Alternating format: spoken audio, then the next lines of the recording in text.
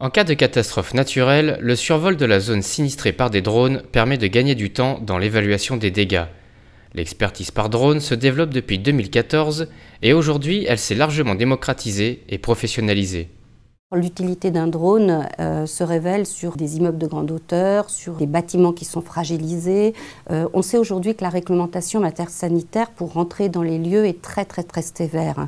Donc aujourd'hui, parce qu'il y a de la pollution, parce qu'il y a beaucoup d'amiante, donc à partir de ce moment-là, on décide là aussi d'utiliser un drone. C'est-à-dire avant même que l'homme ne puisse aller dans les locaux pour expertiser, nous pouvons faire passer un drone. Donc nous ne sommes pas obligés d'attendre le fait d'avoir des autorisations pour déblayer les lieux. Nous pouvons tout de suite, d'ores et déjà, aller expertiser par l'œil du drone pour pouvoir connaître l'ampleur des dommages, savoir si vous avez des problématiques de structures, de bâtiments qui sont atteintes, et pour pouvoir très vite prendre des décisions et en tous les cas donner toutes ces informations au chef d'entreprise pour qu'il puisse lui-même prendre les bonnes orientations qu'il a à prendre pour pouvoir reconstruire. Aujourd'hui, les assureurs sont capables d'effectuer une expertise par drone dans les 48 heures après le sinistre. Obtenir une image aérienne de la zone touchée permet de définir les moyens humains et logistiques à mettre en œuvre, d'identifier les urgences et même de provisionner des indemnisations en un temps record. Vous pouvez également commencer à mettre en cause, faire vos mises en cause, vos recherches de responsabilité. Et bien souvent, le film va être utilisé au cours des expertises comme un moyen d'arbitrage entre experts. C'est-à-dire qu'on va revenir sur le film, sur des prises de vue, et on va retracer ce qui existait au moment du sinistre, alors que précédemment, vous utilisiez des jeux de photos, mais il vous manquait toujours la photo qui n'avait pas été prise au bon endroit, au bon moment. Les drones sont utilisés dans l'expertise de sinistres climatiques et industriels valorisés à plus de 100 000 €. Pour l'assureur, le coût d'un survol simple est de 500 € auprès de prestataires professionnels. Alors là, c'est le petit dernier qui vient d'arriver. C'est un drone de poche, mais il ne faut pas se fier à sa taille parce qu'il est très puissant et qui permet d'avoir une grande autonomie. Il a les mêmes fonctions que les grands drones.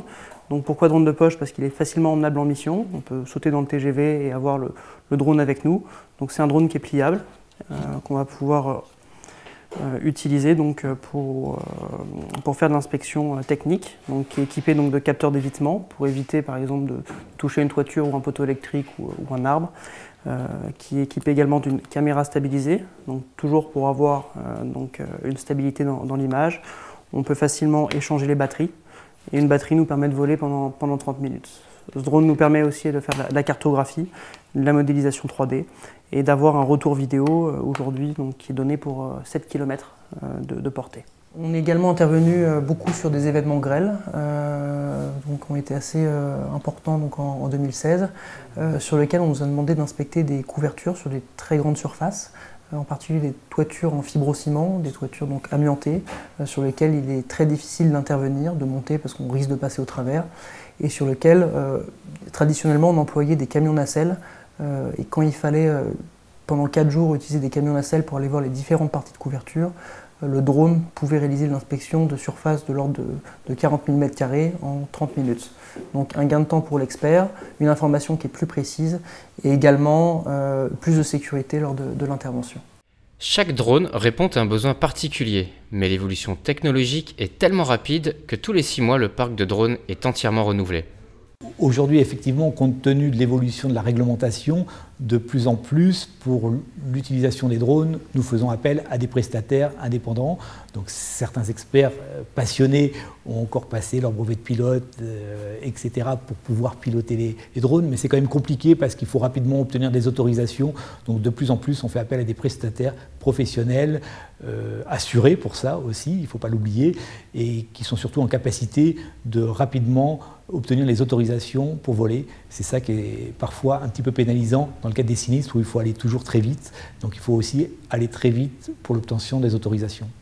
En cas de catastrophe naturelle, chaque assureur utilise son propre drone pour évaluer les dégâts de ses assurés. Demain, la mutualisation de l'utilisation des drones pourrait devenir une réalité grâce à la Convention sur les catastrophes naturelles signée en novembre 2016 entre l'État et la FFA. En effet, cette convention prévoit notamment la mise en place des cellules de crise pour coordonner le travail des experts.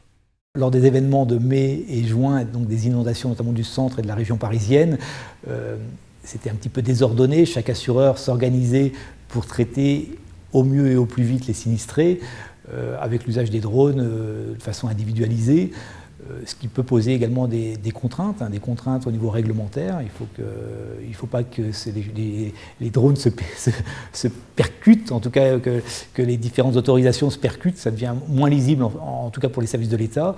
Et je pense que depuis la convention signée en novembre 2016, on pourra avoir une meilleure synergie entre les assureurs, entre les réseaux d'expertise, pour utiliser à bon escient les drones et de façon plus efficace.